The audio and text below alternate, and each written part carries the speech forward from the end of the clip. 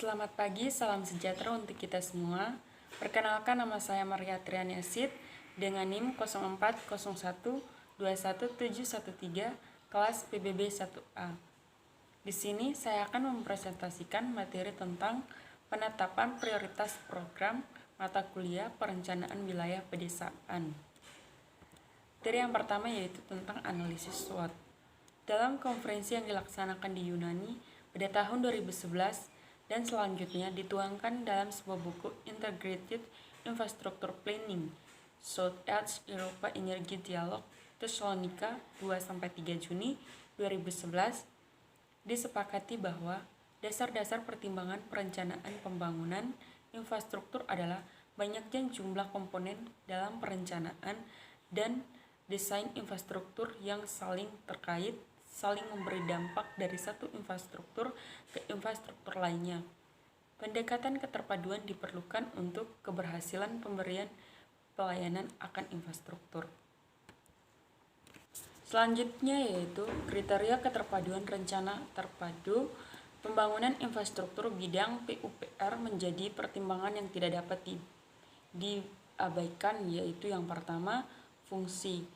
Fungsi merupakan gambaran di lapangan ketika infrastruktur bidang PUPR berjalan sesuai dengan rencana, yaitu ketika dapat dimanfaatkan oleh pengguna. Sebagai contoh, air minum telah mengalir hingga kepada rumah tangga pengguna atau konsumen, jalan telah memberikan akses hingga ke tempat tujuan, dan saluran pembangunan atau drainase telah berhasil mengalirkan air sehingga tidak mengenangi kawasan permukiman. Yang kedua yaitu lokasi. Adapun tempat di mana infrastruktur bidang PUPR dimaksud direncanakan akan dibangun tempat di mana lokasi aktivitas ekonomi kawasan berada.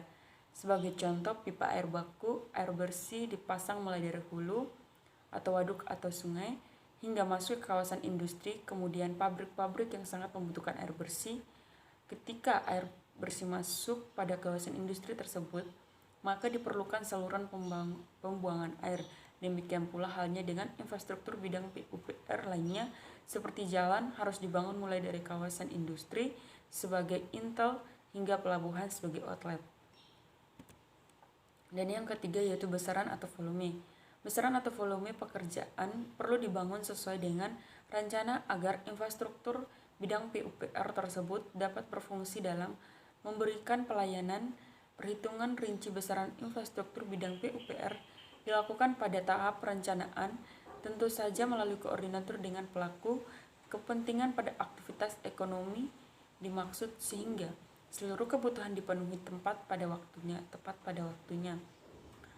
Besaran yang dimaksud adalah luas, panjang atau lebar, kapasitas unit atau jumlah satuan agar tidak ada investasi yang idle atau berlebihan atau kekurangan besaran sehingga infrastruktur bidang PUPR dimaksud tidak berfungsi dengan baik.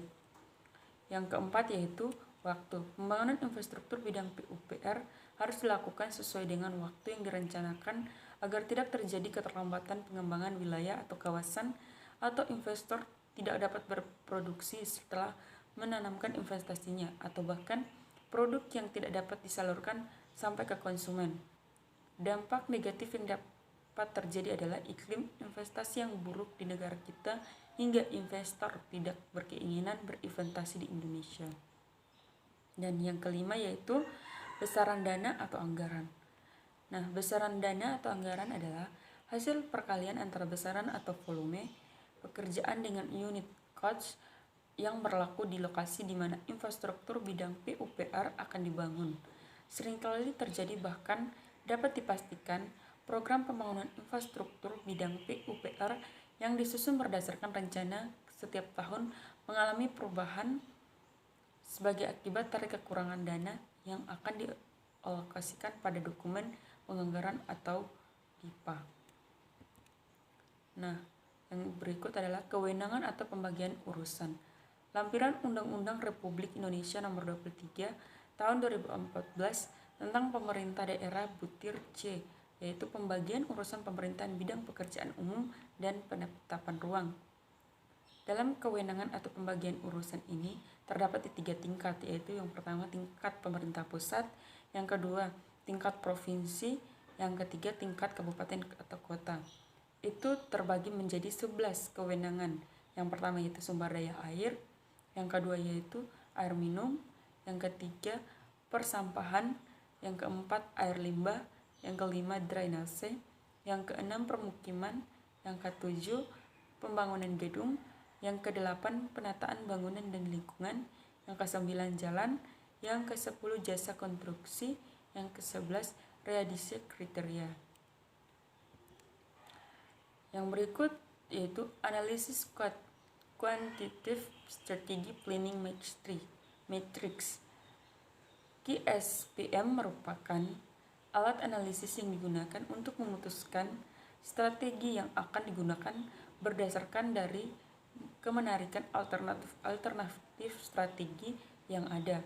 Perhitungan QSPM didasarkan kepada input dari bobot matriks internal, eksternal, serta alternatif strategi pada tahap percocokan.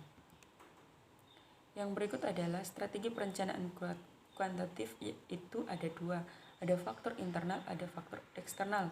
Faktor internal kunci, yaitu yang pertama manajemen, pemasaran, keuangan atau akuntansi, produksi atau operasi, penelitian dan pengembangan. Yang kedua yaitu faktor eksternal kunci, ada ekonomi, politik atau hukum atau pemerintah, sosial atau budaya, demokratif atau lingkungan, teknologi dan kompetitif. Yang terakhir yaitu analisis cluster. Metode analisis cluster adalah metode pengelompokan wilayah atau objek berdasarkan karakteristik yang sama atau homogenitas dari sejumlah kriteria multivariabel. Jenis skala data yang dapat dipergunakan adalah interval atau rasio. Metode ini dapat mengelompokkan sejumlah besar wilayah atau objek dan dengan data atau indikator yang jumlahnya besar. Tujuan analisis cluster yaitu mengelompokkan wilayah atau objek berdasarkan karakteristik yang sama. Yang kedua itu homogenitas dari sejumlah kriteria atau multivariabel yang dimiliki wilayah atau objek yang bersangkutan. Yang ketiga, mengetahui anggota pada masing-masing kelompok. Yang keempat, mengetahui karakteristik pada masing-masing kelompok. Yang kelima, mengetahui jarak masing-masing kasus terhadap rata-rata atau center kelompok. Adapun jenis atau macam analisis cluster, yaitu yang pertama, K-means cluster atau ditentukan dahulu jumlah kelompoknya. Yang kedua, hierarchical cluster atau jumlah kelompok belum ditentukan terlebih dahulu. Berikutnya itu kita akan membahas atau menjawab latihan soal yang ada. Yang pertama yaitu manfaat optimal apa yang akan dicapai bila perencanaan pembangunan infrastruktur bidang PUPR dilakukan secara terpadu. Nah, manfaat keterpaduan antara lain adalah menghindari mencegah loss opportunity atau hilangnya peluang, memperoleh mutually benefit atau manfaat yang berlipat ganda, dan terjadinya percepatan pertumbuhan kawasan sebagai akibat dari investing at upon another atau satu infrastruktur akan saling memberikan multiple benefit atau manfaat ganda. Nah, soal yang kedua yaitu jelaskan dampak yang akan terjadi jika satu infrastruktur bidang PUPR tidak dapat dibangun sesuai rencana. Nah, dampaknya akan terjadi jika infrastruktur bidang PUPR tidak dapat dibangun sesuai rencana, prasarana dan sarana, jalan maupun hal sebagainya sangat menentukan daya saing produk dari satu wilayah dan menjadi salah satu indikator bagi investor yang akan mengembangkan usaha dukungan infrastruktur bidang cipta karya. Dan soal yang ketiga yaitu dukungan infrastruktur bidang cipta karya apa saja yang dibutuhkan oleh sebuah kawasan dengan tema pariwisata. Nah, yang dibutuhkan oleh sebuah kawasan dengan tema pariwisata yang pertama yaitu dokumen perencanaan yang terintegrasi. Yang kedua yaitu melibatkan kolaborasi lintas sektor dan lintas tingkat stakeholders. Yang ketiga yaitu menjadi kebijakan nasional tunggal yang menjadi rujukan bagi berbagai program. Yang keempat, sistem pemantauan terpadu. Yang kelima, memiliki kerangka kebijakan fleksibel yang akan memungkinkan inovasi. Yang terakhir yaitu fokus pada pengembangan kapasitas di semua tingkatan. Sekian materi dan latihan soal yang saya presentasi dari ini. Sekian dan terima kasih.